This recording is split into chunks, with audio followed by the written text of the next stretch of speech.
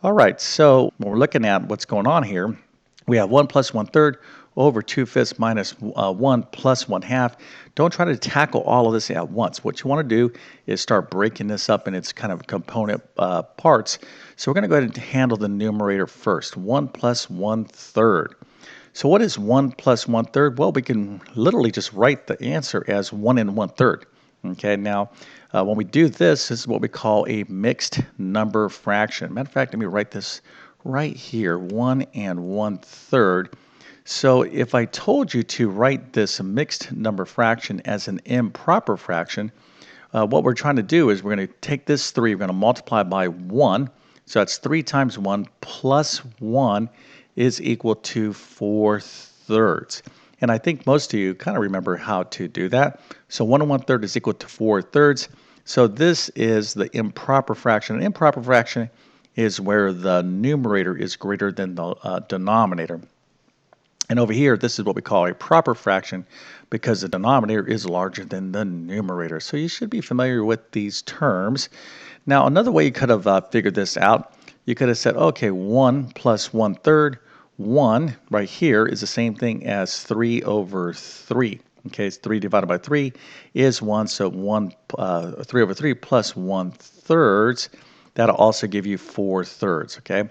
So we'll kind of talk a little bit more about how to add fractions with different denominators. But right here, just, don't make this any more difficult than you have to. Be like, oh, 1 plus 1/3, 1 and 1/3, that's equal to 4/3. So that's what's going to go up here.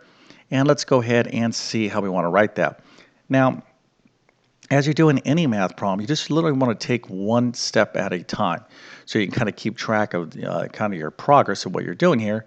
So this is where we're at. We're kind of fixed up the numerator with that 1 plus 1/3. That was equal to 4/3. So now we're going to go ahead and fix up this denominator. So we're going to have to figure out what 2/5 minus 1 is equal to. So let's go ahead and take a look at that right now. And anytime that you want to kind of participate a little bit more in this video, if you're like, well, let me figure this out, see if I can get the right answer, go to pause the video and try to, do this step. Because let's suppose you obviously, let's say, for those of you who got this wrong, okay, where did you go wrong? Well, you can kind of grade yourself by just pausing the video, and any one of these little sub-steps that I'm doing, if you get that wrong, that'll give you a little bit more of an indication of what you need to work on. All right, so let's go ahead and take a look at this part of the problem right now. Okay, so 2/5 minus 1. Here is our problem. Now, just as a quick little notation thing, notice here my fraction bar is on an angle. Okay, some people prefer to write things or fractions as an angle, like 2/5, like so, and that is perfectly fine. However, I'm going to encourage you to write your fraction bars as kind of horizontal bars just like this. This is going to be much more practical, especially when you are doing algebra, but this is perfectly fine. Just so you know that this little slash here, 2/5, is the same thing as this 2/5. And again, if you write your fractions this way, try to get more of a habit of writing your fractions this way. Okay, so we have 2/5 minus 1. So here again, this 1 right here, we can change that into 5 over 5. Anytime you have a 1 and you're dealing with fractions, we want to kind of think of this as a fraction in and of itself. So that could be 1 over 1 or 5 over 5, because 5 divided by 5 is, of course, 1. All right, so now we have 2/5 minus 5 over 5, which, of course, is 1. But the deal is this: anytime you're adding and subtracting fractions, you have to have the same denominators. So 5 here is the same denominator, so now we're going to go ahead and put that one denominator 5, and we're going to figure out what 2 minus 5 is. And this is where you have to be very careful, because this is going to end up being a negative number. So this is going to be 2 minus 5, or 2 plus negative 5, which is negative 3 over 5, negative 3/5. Okay, so that is now our denominator. So we have our numerator 4/3, and now we have our nice denominator, negative 3/5 plus 1/2. So let's go and take a look at the next move to figure out the correct answer here. And the next thing we want to do is basically rewrite this problem differently. So here is our problem, and we're going to rewrite it this way. But let me kind of show you how we're going to do this. So we're going to just basically interpret this problem as 4/3. Okay, so we're going to write that 4/3 right there. This fraction bar right here, anytime you see a fraction, it's the same thing as division, right? That's what it is. It's 4/3 divided by -3/5. So we're going to write this as 4/3 divided by -3/5. And this is really kind of the key to unlocking complex fraction problems, right? Just take that fraction bar and use the division operator just like this. So we have 4/3 divided by -3/5. Let's put that in brackets. Okay, we're going to put that in brackets. And when we get the answer to this fraction, we'll go ahead and add it to 1/2. So oftentimes in math, you won't have grouping symbols, parentheses, or brackets, but you should use them just to help kind of organize your work. All right, so basically this is what we've done. Let me go ahead and erase all of this so we can see what's going on again. We basically took this problem, this complex fraction problem, and wrote it in a more kind of user-friendly way to kind of do these operations. Okay, so now we're going to have to figure out what 4/3 divided by -3/5 is plus 1/2. And again, if you think you can handle this problem from this point forward, go ahead and do so. It's the way you kind of learn math is by actually doing it. But let's go ahead and take a look at the next steps here. Okay. Are you struggling in math because of confusing lessons? Maybe the teacher's not showing you all the steps you need, or things are happening too fast. Well, there is a better way. So come on over to my math help program at tcmathacademy.com. There you'll find clear step-by-step instruction by me that will definitely make a huge difference in your math success. So make sure to check out all my courses by following the links in the description. So we have 4/3 divided by -3/5. So remember, when we're talking about division of fractions, we don't divide fractions, we multiply. Basically what I'm saying is we're going to take a division problem and turn it into a multiplication problem, all right? So I need to be clear about that. So when we have two fractions we're trying to divide, we're going to take that division problem, that division operator, turn it into multiplication. But in order to do this, or when we do this, what we have to do is flip this fraction to the right of the division symbol right here. Okay, so here we have -3/5. We have to flip it upside down, so we end up with -5/3. Okay, so again, when you're dividing fractions, you turn it into multiplication. And in order to do that, you have to flip this fraction to the right, i.e. find the reciprocal. So that would be -5/3. So now we have a new problem. We have 4/3 times -5/3. And let's go ahead and take a look at how we get the answer. And this is super easy. When you're multiplying fractions, all we need to do is multiply the respective numerators. So this would be 4 times 5, or -5, so that's -20.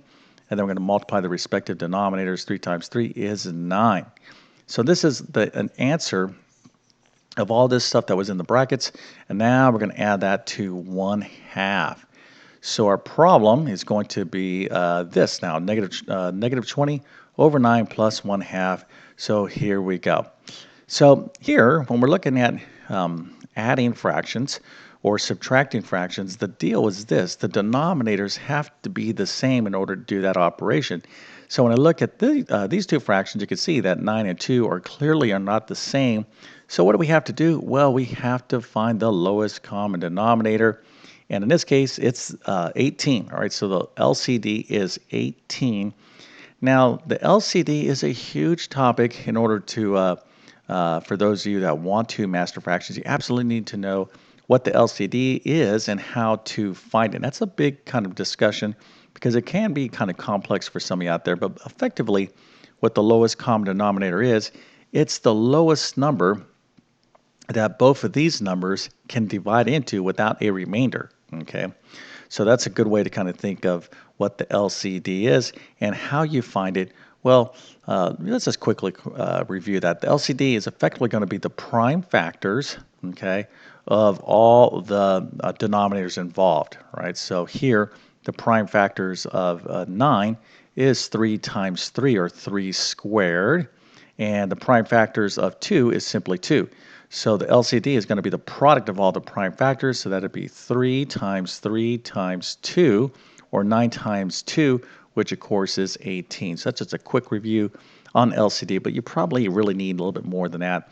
By the way, too, if you're having any issues with some of these fraction skills that we're talking about, a couple quick suggestions. One, I have a ton of additional videos on my YouTube channel on fractions, and I have two courses in my math help program that I would strongly recommend. One would be my pre-algebra course. I have a full chapter on fractions, and two would be my math foundations course. A nice little mini course to review basic mathematics. So either one of those courses will be excellent if you want kind of like some more formal, deep instruction on fractions. Okay, so let's go ahead and continue to move forward here. So the LCD is 18. That's the lowest common denominator. So what we're going to have to do is rewrite these fractions such that the denominators are 18. Okay, so how do we do that? Well, we're going to have to make some adjustments here. So how do I get a 9 to turn into an 18? Well, all we have to do is multiply that by 2, because 2 times 9 is 18, no problem. But if I multiply a 2 by the denominator, I also have to multiply that 2 by the numerator. So we have to adjust the numerator. So 2 times negative 20 is negative 40. Okay, so there is that fraction. And to adjust this fraction with the denominator being 2, I want 18. So I need to multiply that by 9. So I got to multiply the numerator by 9. So I'm going to get 9 over 18. All right, so hopefully you're kind of up to speed on some of these basic fraction skills. But if you're not, that's why I make these videos, so you kind of relearn this stuff. Probably a lot of you learned this many years ago, just forgot this. That's probably the case for most of you out there. For myself, I was doing arithmetic or learning this way back in the good old 1970s. Imagine a world with no internet, no cell phones. I mean, it was pretty amazing, okay? But hey, listen, I do appreciate technology because guess what? I get to reach a large audience like yourself. Okay, so let's keep moving forward here. So here we have our LCD, which of course is 18, but what that means is that we actually have now the same denominator. So now we can finally do something with these two fractions. So what we're going to do is going to write one of the denominator, just one of the denominators. I have to write 18 twice, just an 18.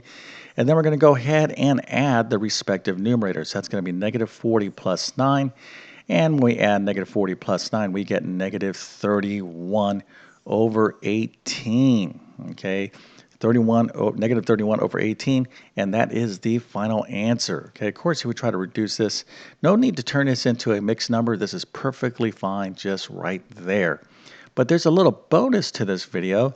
Now, and I'm going to show you this here in a second. Now, remember, way back over here, all right, when we had this problem, okay, looking at this fraction problem, we're like, okay, we're going to have to find the lowest common denominator. These do not have the same, these are not the same number. So I'm thinking LCD, I'm going to have to go through this. You need to know how to find the LCD and work with fractions. But guess what? There is a secret weapon against fractions. It's probably one of the best little shortcuts there is in mathematics. Well, maybe that's not quite an exaggeration, actually. It's one of my favorite things. I call it the bow tie method. It's one of the best things that you need to know when working with fractions, not only with arithmetic, but in algebra as well. Okay, it's a shortcut to add and subtract fractions without having to think about the LCD. So let me go ahead and show you that method right now. All right, so here what we did, we found the LCD and we saw that, that the answer is negative 31 over 18. Let's go ahead and do the same problem, okay? Here is negative 20 over 9 plus 1/2, and watch how I get the same answer very, very quickly, all right? Now, here is the deal with the bow tie method, okay? And I call it the bow tie method. It looks like a little bow tie, or I think of it as a bow tie, is you have to follow this specific pattern, okay? It has to be exactly the way I'm going to show you right now. So you ready? Okay, so you start in the bottom right, okay, this fraction to the right. You start with this denominator right here, and you multiply across this way, all right? So it's going to be 2 times negative 20. What's the answer? It's negative 40, okay? Then what you're going to do is you're going to start with this denominator in the bottom left, and you're going to multiply this way. 9 times 1 is what? It's 9. And you're going to add, because this is an addition problem, and this forms our numerator. So to get the denominator, you just simply multiply across. Matter of fact, let me use another color here. We went this times this, that's what's step 1, that's negative 40, plus 9 times 1, there's our 9 right there, over 9 times 2, this is our denominator, which of course is 18. Look how fast that is, and we get the same answer, 1, 2, 3. So this method, this little shortcut is awesome. Some of you might be saying to yourself, oh my goodness, I can't believe I didn't know that. I'm definitely going to do all my fraction problems this way. You don't want to do that either. You need to understand how to find the LCD. That's very, very important in algebra, but you also want to know this method as well. The only drawback to this particular method is sometimes you don't end up with the lowest common denominator, so you just simply have to reduce your final answer. Okay, so let's go ahead and wrap it up here. So complex fractions, although they are a little bit less common, you definitely need to know how to deal with them when you come across them, and you definitely will. So anyways, hopefully this video helps you out. If that was the case, don't forget to like and subscribe. And with that being said, I definitely wish you all the best in your mathematics adventures. Thank you for your time, and have a great day.